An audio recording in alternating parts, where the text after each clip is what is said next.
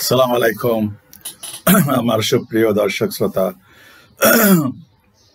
মজিমউদ্দিন সেন্টু আমি আমার এই পিসফুল লাইফ টিভির আজকের video self help is the best help বাকারা 269 থেকে 73 আয়াতে আপনাদের সবাইকে আমার হৃদয়ের উষ্ণ আন্তরিক স্বাগত এবং শুভেচ্ছা জানাচ্ছি। আশা করি আপনারা সবাই ভালো আছেন, পৃথিবীর যেই প্রান্তেই থাকুন না কেন। Self help is the best help. Self-help is the root of all success and achievements in this world. A self-reliant person does not depend upon others for doing their work. The spirit of self-help creates many good qualities in a person. These people work harder than a person who is dependent on others for their work. They need to obtain a strong willpower and determination. A self-reliant person builds self-confidence, moral courage, and a strength of mind. Just listen carefully. A self-reliant person builds self-confidence, moral courage, and a strength of mind. They are bold enough to face any challenge and difficulties. Definitely, they become successful in their lives. We have been hearing since our childhood that God helps those who help themselves. A great man believes himself and his own wisdom and capability to achieve something great in life. He plans everything in advance very efficiently so that he is not required to depend on anyone's advice or help. He knows very well how to act properly and get things done on time. So he can face and overcome all challenges, obstacles, and adversities in life. They are also aware that failure may occur, but they never give up. Rather, they take that easy and learn from that and attempt several times until they embrace success. They know the proverb that failures are the pillars of success. What are the benefits of self-help? Self-help can help you think about your goals with a big picture view. It encourage you to, for example, outline your short-term and long-term goals and whether they are realistic and achievable. Self-help can also help you to be more systematic in the way you approach the changes you want to see. What is the concept of self-help? The action or process of bettering oneself or overcoming one's problems without the aid of others, especially the coping with one's personal or emotional problems without professional help. Self-help is the best help. Anytime, anywhere, self-help is the greatest help, which implies we must help ourselves and not wait for others to come and help us. We should try always to support ourselves and not wait for others to come and help us. Just আপনার কাজ আপনাকেই করতে হবে, কারো মুখাপেক্ষী হয়ে বসে না থেকে। We must seek help from others only when it is absolutely required. হ্যাঁ, একেবারেই অপারগ হলে তখন মাছ করতে পারেন না, শাক কাটতে পারেন না, নিজারি নাড়তে পারেন না, ডাল রান্না করতে পারেন না একজন গৃহিণী, এটা কি সম্ভব? কিছু কিছু কাজ নিজেকে শিখতে হয়, করতে হয়, চ্যালেঞ্জ নিতে হয়। ছোটখাটো কাজ আপনি যদি একটা দ্বীপে পড়ে যান কোনো এক সময় তো না খেয়ে থাকবেন। ঘরের মধ্যে সবকিছু আছে, একটা ডিম ভেজেও খেতে পারেন না, এক মুঠা ভাত ফুটায়ও খেতে পারেন না, দেন আপনার আর দরকার নাই বেঁচে থাকার এই পৃথিবীতে। We must try to perform our duties and responsibilities in a befitting manner. We must remain ever prepared and willing to help ourselves in the best way in any adverse situation. দেখবেন national geography দেখায় nature versus man, এরকম কি বৈরী পরিবেশে মানুষ কি খেয়ে কি করে বেঁচে থাকে। একটা প্রবন্ধ পড়ছি, সে জীবন যেখানে যেমন সে 73 সনে ফুটবল খেলতে যাচ্ছিল, প্লেন ক্র্যাশ আর্জেন্টিনাতে, বন্ধুদের কোট মাংস খেয়ে তারা বেঁচে ছিল। যাই হোক, for this we must have a positive mindset, willingness to learn new skills and knowledge. ডিম ভাঙতেই পারেন না, একটা কাঁচা মরিচ কাটতে পারেন না, এক মুঠো শাক রান্না করতে পারেন না, আলু ভর্তা বানাতে পারেন না। So just think over, my dear viewers. Knowledge build courage and boldness to face challenges, as well enhance foresightedness. Also, we must be honest, dedicated, disciplined, and punctual. এই কথাগুলো অত্যন্ত ইম্পর্টেন্ট ফর এভরিবডিজ লাইফ। আমার সুপ্রিয় দর্শক শ্রোতা, উপরে self help is the best হেল্পের বিষয়ে বেশ কিছু কথা বলা হয়েছে। এবার পবিত্র কোরআনে এই বিষয়ে কি বলা হয়েছে আমার আজকের আলোচনা সূরার নির্দিষ্ট আয়াতের বাইরেও, তাও একটু দেখি। আমার যে সূরা বাকারা সেটা তো আমি যাবই, তার বাইরে কোরআনে কি বলছে। নিশ্চয়ই আল্লাহ কোনো কওম বা জাতির অবস্থা ততক্ষণ পরিবর্তন করেন না যতক্ষণ না তারা নিজেদের অবস্থা পরিবর্তনের চেষ্টা করে। মেহেরবানি করে আপনার আশেপাশে চোখ বুলাবেন, যারা যেখানেই থাকেন আপনাদের বন্ধু বান্ধবদের ভিতরে, তারা কে কিভাবে উপরের দিকে গেছে বা যাচ্ছে, বা কেউ যাচ্ছে না, কি করতেছে, বা আপনি নিজেই কি করতেছেন। What you are doing, just think over, realise and think over repeatedly, রাত্রে ঘুমায় শোয়ায় যেখানে যান, আসলে what I am doing, what can I do, what is my capabilities, what is my knowledge, what should I do, চেষ্টা করে।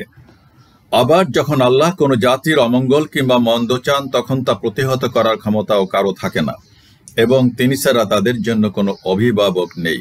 সূরা Ra'ad আয়াত 11।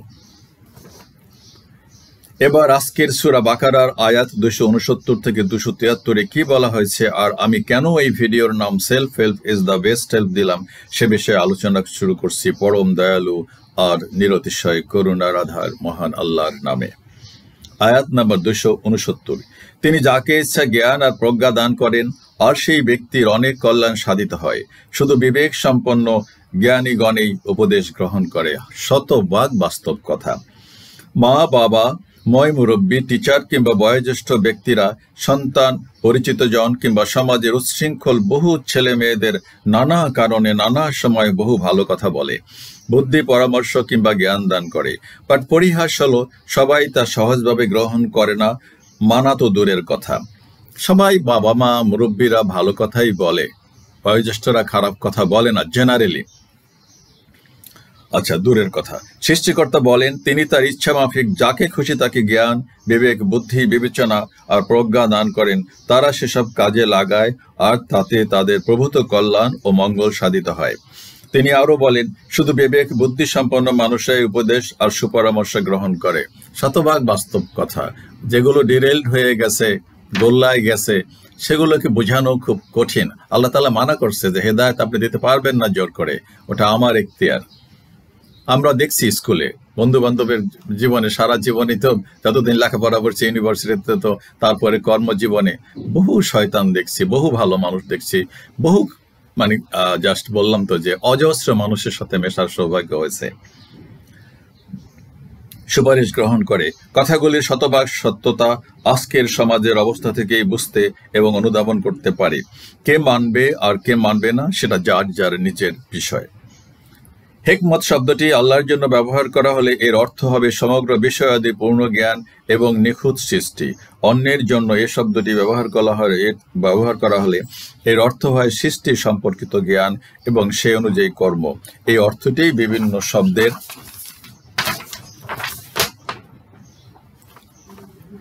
মাধ্যমে ব্যক্ত করা হয়েছে।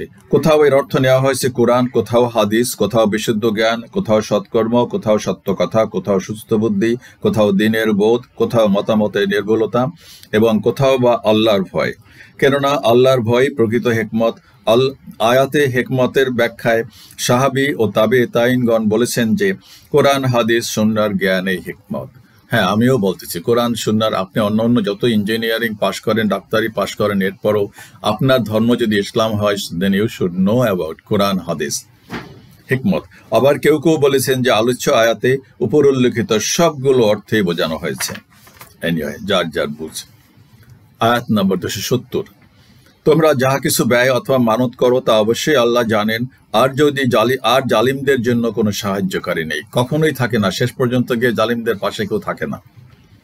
উক্ত আয়াতের ব্যাখ্যায় বিজ্ঞজনেরা বলেন, যাহা কিছু তোমরা ব্যয় করো বলতে সর্বপ্রকার ব্যয় অন্তর্ভুক্ত হয়ে গেছে, যে ব্যয় সব শর্তের প্রতি লক্ষ্য রাখা হয়েছে এবং যে ব্যয় সবগুলো কিংবা কতগুলোর প্রতি লক্ষ্য রাখা হয়নি। উদাহরণত, আল্লাহর পথে ব্যয় করা হয়নি, বরং গুনার কাজে ব্যয় করা হয়েছে, কিংবা লোক দেখানোর জন্য ব্যয় করা হয়েছে, অথবা ব্যয় করে অনুগ্রহ প্রকাশ করা হয়েছে, কিংবা হালাল ও উৎকৃষ্ট বস্তু ব্যয় করা হয়নি, ইত্যাদি সর্বপ্রকার ব্যয় এই আয়াতের অন্তর্ভুক্ত। আর মানুষের এ সকল ব্যয় কিংবা মানত সম্পর্কে সৃষ্টিকর্তা বেখবর নন, বরং তিনি মানুষের মনের খবর রাখেন। শেষে তিনি বলেছেন, জালিমদের কোনো সাহায্যকারী নাই। বাস্তবেও দেখা যায় জালিমদের চারিপাশে বহু চাটুকর সারাদিন ঘুরঘুর করে, বা যখন তাদের পতনের অন্তিম সময় ঘনিয়ে আসে তখন আর কাউকেই খুঁজে পাওয়া যায় না। ইয়া নফসি ইয়া নফসি, দৌড়ায় পালাও, এটাই পৃথিবীর ইতিহাস বলে। মানত বলতে বোঝায় কোনো উদ্দেশ্য হাসিল হলে কিছু দান সদকা বা নেকির কাজ করার ইচ্ছা পোষণ করা। যেমন, যদি আমার সন্তান হয় তাহলে আমি হজ করব, বা যদি আমার ব্যবসায় সাফল্য আসে তবে আমি এত টাকা দান করব, ইত্যাদি। মূলত মানত পূরণ করা ইবাদত। মানত করলে সেটা করা উচিত, বা সাধারণত মানত করা উচিত না, কিন্তু মানত করা ইবাদত নয়। মানত করার ব্যাপারে শরীয়ত কাউকেই উৎসাহ দেয় নাই, বরং রাসূল সাল্লাল্লাহু আলাইহি ওয়াসাল্লাম বলেছেন, মানত কারোর জন্য ভালো কিছু নিয়ে আসে না, বরং মানত কৃপণের সম্পদ থেকে কিছু বের করে দেয়। মানে যারা কৃপণ তারা তো আর এমনি দেবে না, ওই মানত করলে কিছু বের হয়ে গেল, যাক ভালো কথা, এটা নবী বলেছেন। ইসলাম মানত করা থেকে বিরত থাকতে বলেছে, কিন্তু যদি কেউ মানত করে তারপর যদি কাজটা সৎ কাজ হয় তবে তা পূরণ করা ওয়াজিব। বাচ্চা হলে হজে যাব, হজ একটা ভালো কাজ, সেটা যেতে হবে, ওয়াজিব। আর যদি অসৎ কাজ হয় তাহলে তা পূরণ করা যাবে না। ডাকাতি করতে যাচ্ছি, সাকসেসফুল হইলে অর্ধেক দান করবো না, এটা মানত করা যাবে না। যেমন, কেউ উদ্দেশ্য হাসিলের জন্য হজ করার মানত করলে তাকে হজ করে মানত পূরণ করতে হবে, কিন্তু উদ্দেশ্য হাসিলের জন্য মাজারে বা পীরকে কিছু দেওয়ার মানত করা যাবে না, কেননা এটা শিরক, আল্লাহর সাথে শরিক করা। আয়াত নম্বর 271, তোমরা যদি প্রকাশ্যে দান সদকা করো তবে তা কতই না উত্তম, প্রকাশ্যে দিবালোকে। আর যদি তা গোপনে করো, মানুষ বা ফকির মিসকিনকে দাও, তাহলে তা তোমাদের জন্য আরো বেশি উত্তম, মাচ বেটার, এবং কল্যাণকর। তাতে সৃষ্টিকর্তা তোমাদের কিছু গুনাহ মাফ করে দেবেন, আর তোমরা যাহা কিছু করো আল্লাহ সে সম্পর্কে সম্যক অবহিত। আমার ব্যক্তিগত মতামত হলো, প্রকাশ্যে কিংবা গোপনে দুভাবেই দান সদকা করার বিধান আছে, তবে গোপনে মানে ডাকডোল পিটিয়ে দান সদকা করার চেয়ে গোপনে ওসব করাই বেশি নেকির কিংবা উত্তম কাজ, আমার পার্সোনাল ওপিনিয়ন। আর দান সদকা অবশ্যই প্রতিটা মানুষের জন্য সওয়াবের কাজ, এবং তা কল্যাণ ও মঙ্গল বয়ে আনে, এবং সৃষ্টিকর্তা মানুষের বহু গুনাহ ক্ষমা করে দেন এর বিনিময়ে। আমরা বড়রা কারো কোনো ছোট শিশুকে আদর করলে, ভালো বললে তার বাবা মা নিশ্চয়ই খুশি হয়, কিংবা কোনো রুগ্ন অসুস্থ মানুষকে দেখতে গেলে কিছু হাদিয়া নিলে সে নিজে বা তার আপনজন খুশি হয়। তেমনি সৃষ্টিকর্তার শিষ্ট প্রিয় মানুষদের মধ্যে যারা নিডি, অসহায়, অসুস্থ, গরিব, দুঃখী, তাদেরকে সাহায্য সহযোগিতা করলে এবং সেটা ইজ্জতের খাতিরে সঙ্গোপনে করলে, মানে যারা নিডি তাদের ইজ্জতের খাতিরে সঙ্গোপনে করলে সৃষ্টিকর্তা নিশ্চয়ই বেশি খুশি হবারই কথা। আর সকল মানুষের সব কর্মকাণ্ড সৃষ্টিকর্তা অবগত সদা সর্বদা। এটা অনুধাবন করার জন্য বর্তমান তথ্য প্রযুক্তি হতে পারে উৎকৃষ্ট উদাহরণ। শত্রুর যুদ্ধবিমান, সাবমেরিন কিংবা সেনাদের গতিবিধি সব যদি মানুষ 1000 মাইল দূরে বসেই জানতে বুঝতে পারে, তবে মহাবিশ্বের সর্বশক্তিমান মহান সৃষ্টিকর্তার পক্ষে তার সৃষ্ট মানুষের মনোভাব আর কর্মকাণ্ড জানতে বুঝতে পারা নিশ্চয়ই অতি সহজসাধ্য কাজ। আমি শুধু একটা উদাহরণ দিলাম। এবার বিশিষ্টজনের ব্যাখ্যা দেখা যাক। অর্থাৎ গোপন দান করার মধ্যে যদি তুমি কোনো বাহ্যিক উপকার না দেখো তবে বিষণ্ণ হওয়া উচিত নয়, কেননা তোমার গুনাহ আল্লাহ মাফ করবেন, এটা তোমার বিরাট উপকার। বাহ্যত এই আয়াতে ফরজ ও নফল সব রকমের দান সদগাকে অন্তর্ভুক্ত করে বলা হয়েছে। সর্বপ্রকার দানের ক্ষেত্রে গোপনীয়তাই উত্তম। এতে দিনী ও বৈষয়িক উভয় প্রকার উপকারিতাই বর্তমান। দিনী উপকারিতা এই যে এতে রিয়া অর্থাৎ লোক দেখানো সম্ভাবনা নেই এবং দান গ্রহণকারীও লজ্জিত হয় না গোপনে দান করলে। বৈষয়িক উপকারিতা এই যে সে অর্থের পরিমাণ সাধারণ মানুষের কাছে প্রকাশ হয়ে পড়ে না। গোপনীয়তা উত্তম হওয়ার মানে এখানে দাতা গ্রহীতা কারোর জন্য বাহবা কিংবা বিড়ম্বনা থাকে না। আবার বিশেষ সামাজিক দান অনুদান প্রকাশ্যে করলে একজনের দেখা দেখি বহুজনই উৎসাহিত অনুপ্রাণিত হয় সেটা করতে। আবার কিছু কিছু দান খয়রাত আছে, যেমন মসজিদে বলেন কত দেবেন, বলেন কত দেবেন, স্কুলের জন্য 500 টাকা, 10 ব্যাগ সিমেন্ট, আরো যেন দেখা দেখি দিতে চায় না, তারও দেখা দেখি একটু মন চায় যে অমুকে দিছে তাহলে আমিও কিছু দেই, আমি 10 ব্যাগ দেই, আমি 15 ব্যাগ দেই। এটা আবার ভালো পজিটিভ দিক আছে, সেক্ষেত্রে প্রকাশ্যে দান করা উত্তম বিবেচিত হয়। দ্বিতীয় ব্যাখ্যা, এ থেকে প্রতীয়মান হয় যে সাধারণ অবস্থায় গোপনে সদগা করাই উত্তম। তবে সদগা করার প্রতি মানুষকে উৎসাহ দানের প্রতি লক্ষ্য করে প্রকাশ্যেও তা করা যায়, আর সেক্ষেত্রে এই সর্বাগ্রে অগ্রসর হবে। তার যদি লোক দেখানো উদ্দেশ্য না হয় তাহলে সে যে বিশেষ ফজিলত লাভ করবে সে কথাও বহু হাদিস দ্বারা পরিষ্কারভাবে জানা যায়। এই ধরনের কিছু বিশেষ পরিস্থিতি ছাড়া অন্যান্য অবস্থায় চুপিসারে সদগা খয়রাত করাই শ্রেয়। সামাজিক কোনো কর্মকাণ্ডে প্রকাশ্যে দেওয়া এটা জায়েজ আছে, এটা দেওয়া উচিত অন্যদেরকে অনুপ্রাণিত উৎসাহিত করার জন্য, কিন্তু ব্যক্তিগতভাবে গোপনে অতি সংগোপনে ইনডাইরেক্টলি হেল্প করা উচিত। অনেকেই চাইতে পারে না, মুখ ফুটে বলতে পারে না, বহু লোক আছে এরকম সমাজে, শ্রেয়। নবী করিম সাল্লাল্লাহু আলাইহি ওয়াসাল্লাম বলেছেন, যারা কিয়ামতের দিনে আল্লাহর আরশের ছায়া লাভ করবে তাদের মধ্যে এক শ্রেণীর লোক হবে তারা যারা এমন গোপনীয়তা রক্ষা করে দান করেছে যে তাদের ডান হাত কি দিছে বাম হাত তা টের পায় নাই, বাম হাত জানতে পারেনি। কোনো কোনো আলেমের নিকট গোপনে সদগা করার যে ফজিলত তা কেবল নফল সদগার মধ্যে সীমিত।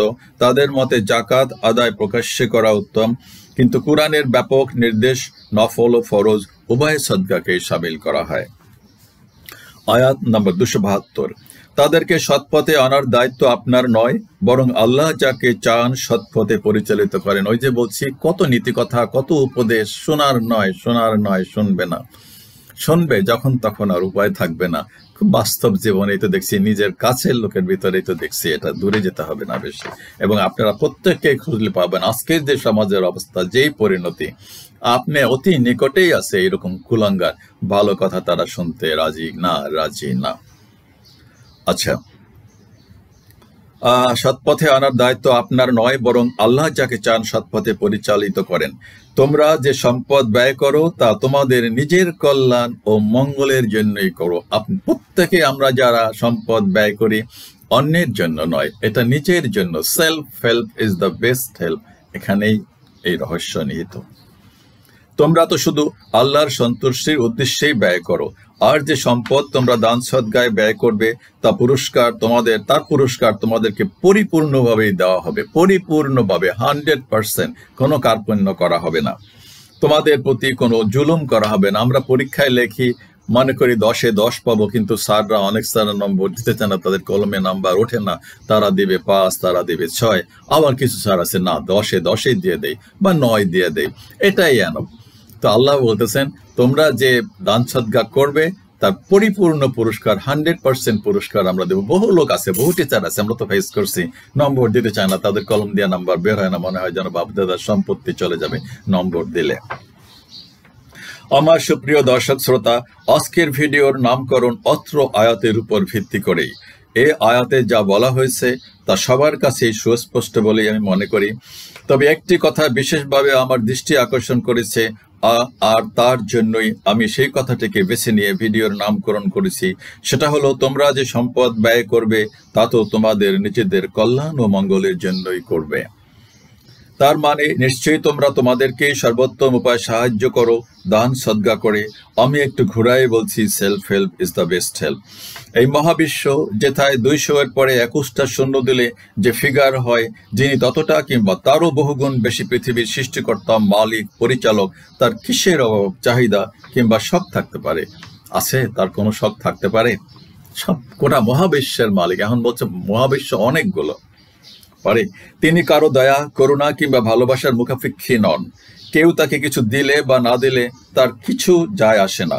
তবে তিনি তার সৃষ্ট কিছু মানুষ যারা তাদের বুদ্ধি কিংবা কর্মের কারণে বা বিপদে আপদে কিংবা রোগ ব্যাধিতে গরিব, অনাথ, অভাবী, সহায় সম্বলহীন হয়ে পড়েছে, তাদেরকে যারা সচ্ছল তাদেরকে সাহায্য করতে হুকুম দিয়েছেন এবং সেটা করার পদ্ধতিও বলে দিয়েছেন। আর একথাও বলেছেন যে ওই সাহায্য সহযোগিতা প্রকারান্তরে তোমাদের নিজেদের কল্যাণ আর মঙ্গলের জন্য সৃষ্টিকর্তার কোনো সেবা বা খেদমত করার জন্য নয়। এই পৃথিবীর বাস্তব জীবনে সেলফ হেল্প কি, কেন আর কি কাজে লাগে সে বিষয়ে নাতিদীর্ঘ বর্ণনা শুরুতেই দেওয়া হয়েছে। আর কোরআনের আয়াতে দান সদগার কি কল্যাণ ও মঙ্গল ইহকালীন ও পরকালীন জীবনে সেটা এখানে বোঝানো হয়েছে। আশা করি কারো বুঝতে কষ্ট নাই যে আসলেই সেলফ হেল্প ইহকাল কিংবা পরকাল উভয়কালেই মুক্তি, সাফল্য, আয়, উন্নতি, সুখ শান্তি, সুস্থ দীর্ঘ জীবনের জন্যই সর্বোত্তম। আগেই বলেছি এই আয়াতের কথাগুলি অতি সরল সোজা, তাই বেশি কিছু বলার বা ব্যাখ্যা বিশ্লেষণ করার নাই। আর বিশিষ্ট জনরাও তেমন কিছু বলেন নাই এই আয়াতের বিষয়। শুধু আয়াতের প্রেক্ষাপট সম্পর্কে বলা হয়েছে, মুসলিমরা তাদের মুশরিক মানে ইসলাম তখনও গ্রহণ করে নাই। যখন ইসলাম প্রথম আসে তখন তো এক পরিবারের একজন দুইজন, দেখা গেছে বাবা ছেলের মধ্যে বিরোধ, এরকম বহু ঘটনা আছে। গ্রহণ করছে, দিবে না তাকে গ্রহণ করতে, তুই এটা সার, তুই এসব ইত্যাদি ইত্যাদি কর। সব মুশরিক ছিল। মুশরিক মানে তারা নানা কিছুতে বিশ্বাস করত। তো মানে ইসলাম তখনও গ্রহণ করে নাই, তেমন আত্মীয় স্বজনদেরকে সাহায্য করা বৈধ মনে করতো না, যে ও তো আমার আপন ভাই, ইসলাম গ্রহণ করে না, ওকে সাহায্য করবে না। সেই প্রেক্ষিতেই বলতেছে যে না, সাহায্য করো তাদেরকে, করতো না। এবং তারা চাইতো যে ওসব মুশরিকরা মুসলিম হয়ে যাক। বলছে যে তুমি মুসলিম হয়ে যাও, ইসলাম গ্রহণ কর। কিন্তু আল্লাহ বলছেন না, ওই হেদায়েত দেবার মালিক তোমার নয়, ওটা আমার এখতিয়ার, তুমি ওকে সাহায্য করো। ওকে যদি হেদায়েত দিতে হয় সেটা আমি দেব। ভাই বোন, মা বাবা যাক, মুসলিম হয়ে যাক। তাই মহান আল্লাহ তার নবীকে জানিয়ে দিলেন যে ওদেরকে হিদায়াতের পথে নিয়ে আসা তো কেবলমাত্র আল্লাহর ইখতিয়ারাধীন। আর দ্বিতীয় কথা বলা হলো যে তোমরা আল্লাহর সন্তুষ্টি লাভের উদ্দেশ্যে যাহা কিছু ব্যয় করবে তার পুরোপুরি প্রতিদান তোমরা পাবে। এ থেকে স্পষ্ট হয় যে অমুসলিম আত্মীয় স্বজনদেরকে দান সদগা করলে বা তাদের সাথে সম্পর্ক বজায় রাখলেও নেকি পাওয়া যাবে। মেয়ে ইসলাম গ্রহণ করছে, ছেলে ইসলাম গ্রহণ করছে, বাবা করে নাই, কত ঘটনা এরকম অহরহ দেখিত। বাট বাবা মাকে সাহায্য করতে হবে, ইসলাম এটাই বলে। তাদেরকে অস্বীকার করা যাবে না। এটাই ইসলামের সৌন্দর্য, এটাই ইসলামের মানে উৎকৃষ্ট। আসলে কিভাবে বুঝাবো আমি, এটা চিরায়ত সত্য। এটাই ইসলামের একটা মানে মহানুভবতা। আমি ইসলাম গ্রহণ করেছি, আমার মা বাবাকে আমি অস্বীকার করতে কেউ করতে পারবে না, এবং তাদেরকে উল্টা সাহায্য করতে হবে। তারা তাদের জায়গায় থাকুক, সমস্যা নাই। আমি দোয়া করতে পারি আল্লাহর কাছে যাদের হেদায়েত দেন। বাট তাদেরকে আমি সচ্ছল হয়ে গেছি, ইসলাম গ্রহণ করে যেভাবেই হোক আমার বাবা মাকে I have to respect them, I have to obey them, I have to help them. Obey করা মানে তারা আমার পূজা করতে বললে আমি করবো না, আমি সরি, বাট আমি হেল্প করতে হবে আমাকে। এ থেকে স্পষ্ট হয় যে অমুসলিম আত্মীয় স্বজনদেরকে দান সদগা করলে বা তাদের সাথে সম্পর্ক বজায় রাখলেও নেকি পাওয়া যায় 100%। তবে জাকাত কেবলমাত্র মুসলিমদের অধিকার, তা কোনো অমুসলিমকে দেওয়া যাবে না। আবার জাকাতের বেলায় বলা হয়েছে এটা তো একটা ইসলামী পরিবিধান, ইসলাম বিধিবিধান, এটা মুসলিমদের দেওয়া যাবে না, এটা মুসলমানদের হক, আল্লাহ বলে দিয়েছেন। আয়াত নাম্বার 200। খুবই মজার, খুবই ইন্টারেস্টিং। আমি বিনয়ের সাথে বলবো যারা 15 থেকে 35 বছর বয়স, বাবা কিছু কোরআন হাদিস পড়েন, আমার বিনীত অনুরোধ। বাংলা কোরআন পাওয়া যায়, বাংলা অনুবাদ সহ কোরআন পাওয়া যায়, ইংরেজিতে কোরআন পাওয়া যায়, সব ধরনের কোরআন পাওয়া যায়। আর নবীর জীবনী পড়লে তো আরো কথা নেই, এটা ইংরেজির কোরআন শরীফ। আর নবীর জীবনী পড়লে তো আপনারা আসলে আপনাদের চোখ খুলে যাবে। আমি বারবার বলতেছি, অতি বিনয়ের সাথেই বলি, বাবা কিছু পড়ালেখা করেন, কাজ দেবে, অন্তর চোখ খুলবে। মুসলমানের ছেলে হিন্দু হন, বৌদ্ধ হন, খ্রিস্টান হন, you have to find the right path of life. আয়াত নম্বর 273। দান সদকা সেসব অভাবী মানুষদের জন্য যারা আল্লাহর রাস্তায় নিজেকে এভাবে নিয়োজিত রেখেছে যে তারা জীবিকার সন্ধানে জমিনে ঘোরাফেরা করতে পারে না। এমন ভাবেই তারা আল্লাহর রাস্তায় নিবেদিত যে রুজি রোজগারের জন্য তারা ঘোরাফেরা করতে পারে না। তারা হাত পাতে না বলে অজ্ঞ লোকেরা তাদেরকে অভাব মুক্ত মনে করে। হ্যাঁ, বেশভূষা বেশ ভালো, কিন্তু আমি আমার ঘরে দেখেছি, বিশ্বাস করেন, কসম কেটে বলতেছি, আমার আমার নিজের বাড়িতে একটা সাইট ভাড়া দিয়েছিলাম। ওখানে থাকতেন কলেজের প্রফেসর। ওই করুণ কাহিনী। সিলেট, রাজশাহীতে বাড়ি। মহিলার বাবা অনেক ধনী, বাটার দোকান ছিল রাজশাহীতে সাহেব বাজারে, সেটা বোধহয় ওনার বাবার। যাই হোক, দুটা বাচ্চা মাদ্রাসায় পড়তো, ছোট ছোট। এরা গোসল টোসল করে জামা টামা পরে এই মোহাম্মদী হাউজিং লিমিটেডের মাদ্রাসা ছিল, সেখানে চলে যেত, কিন্তু তারা না খেয়ে যেত, সেরেফ না খেয়ে। কারণ আমরা জানি ঘরে রান্না হয় নাই, চাল নাই, কিচ্ছু নাই। ওই ওই ওই ওই ভদ্রলোকের চাকরি চলে গেছিল একটা পলিটিক্স করতে গিয়ে কলেজে, তারপর আর একটা কলেজে জয়েন করছিল, কিন্তু সেখানে বেতন দিচ্ছিল না। আমার বাড়ি ভাড়া দেয় না অন্তত প্রায় 8-9 মাসের। আমি সেই কলেজের চেয়ারম্যানের কাছে গেছি, আমি যাই বলছি এই দেই সেই দেই, ওইটাও একটা 420। শেষ পর্যন্ত ভাড়া না দেওয়াতে আমি বরং ভ্যান ভাড়া দিয়ে বলছি, ভাই আর থাকা সম্ভব না, আপনি চলে যান, আমি বিদায় করে দিচ্ছি। তো আমরা যদি 2 পিস রুটি আনতাম, একটা রুটি আনতাম, আমাদেরও যে খুব ভালো অবস্থা ছিল তা না, 2 পিস রুটি ওদের জন্য পাঠাই দিতাম, 2টা কলা ওদের ঘরে পাঠাই দিতাম। আমার সচক্ষে দেখা, না খেয়েও তারা ওই ড্রেস পরে ওই যেত, মাদ্রাসায় যেত, সচক্ষে দেখা। ওরা হাত পাততো না, হাত পাততে জানে না, এখানে সে কথাই বলা হয়েছে। ঘোরাফেরা করতেও পারে না, তারা হাত পাতে না বলে অজ্ঞ লোকেরা তাদেরকে অভাব মুক্ত মনে করে, কিন্তু তাদের সার্বিক অবস্থা দেখলেই আপনি তাদেরকে চিনতে পারবেন।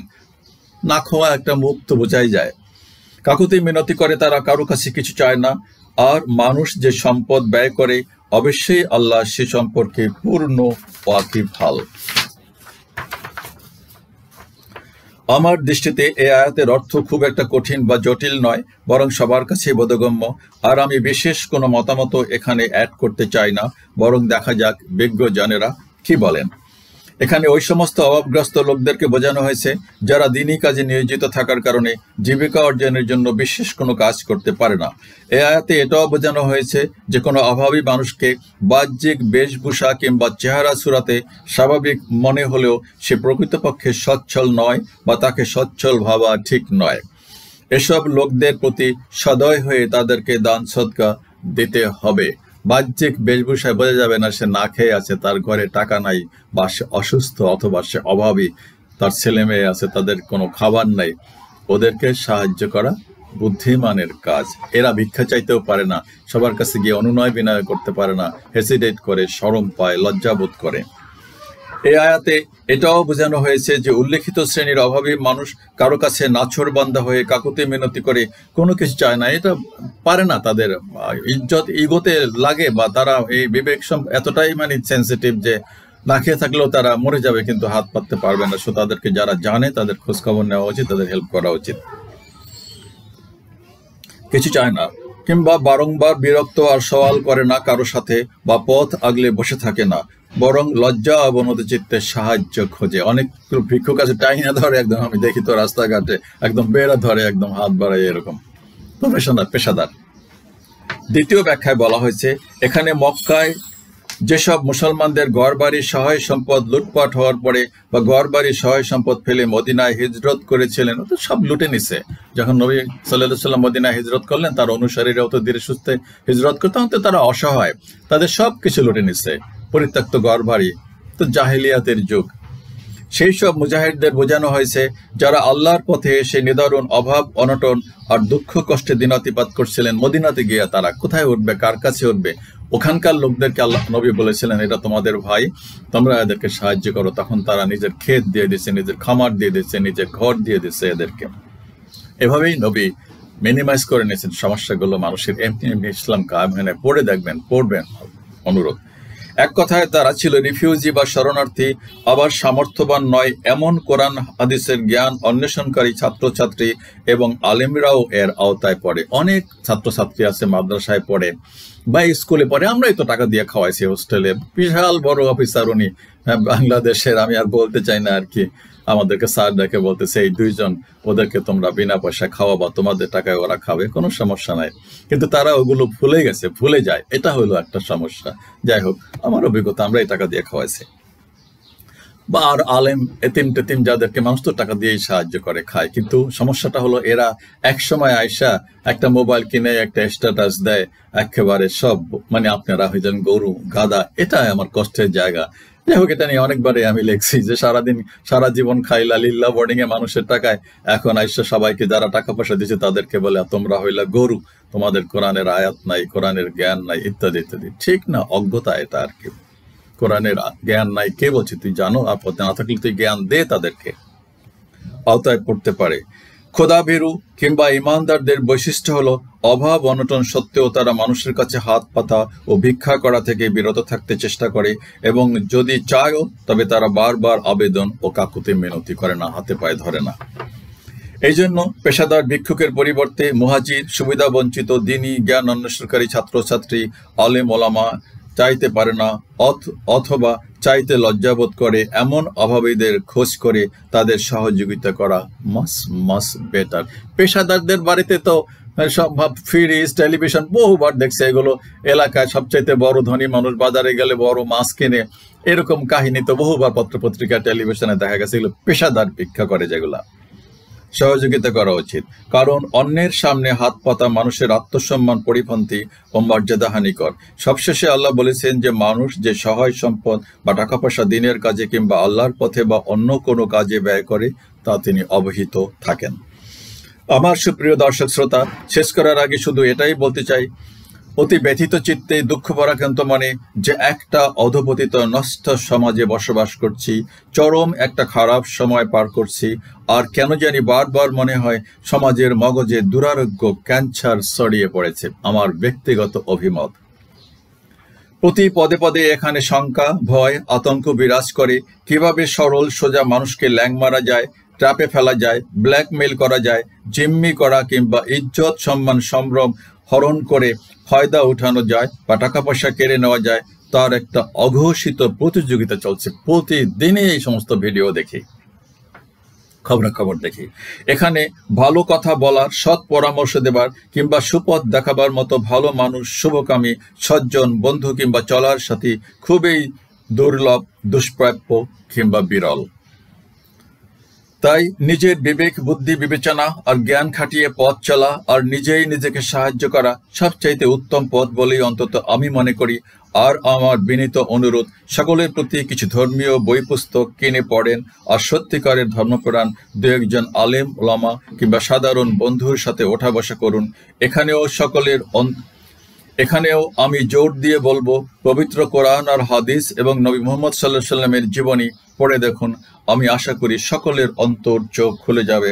আমি বলছি, আবারও বলতেছি, পবিত্র কোরআন বাংলা আছে, ইংরেজি আছে, এবং এই বইটা কিনে নবী মুহাম্মদ সাল্লাল্লাহু আলাইহি সাল্লামের জীবনে আপনি এর বাইরেও যদি কোনো বই পান, just you go through all this books.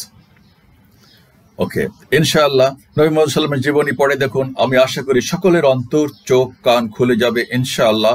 আর তখন সত্য মিথ্যা, ঠিক বেঠিক, আলো আধারের তফাৎ আপনি নিজেই বুঝতে এবং বাছ বিচার করতে পারবেন। আরো বলতে চাই, পথ হয়তো কেউ বাতলে দিতে পারে, কিন্তু পথের শেষ পর্যন্ত হেঁটে যেতে হবে নিজেকেই। অন্যের পা দিয়ে পথ চলা যায় না, কিংবা পরগাছা হয়ে জীবনে মুক্তি, সাফল্য, আয়, উন্নতি, সুখ শান্তি, সুস্থ দীর্ঘ জীবনের আশা করা অলিক স্বপ্ন কিংবা কল্পনা বিলাস ছাড়া আর কিছুই নয়।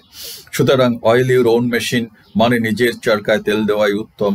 আর এভাবেই সবাই নিজ গন্তব্য কিংবা লক্ষ্যে পৌঁছাতে পারবেন একদিন ইনশাআল্লাহ। আল্লাহ হাফিজ। আসসালামু আলাইকুম।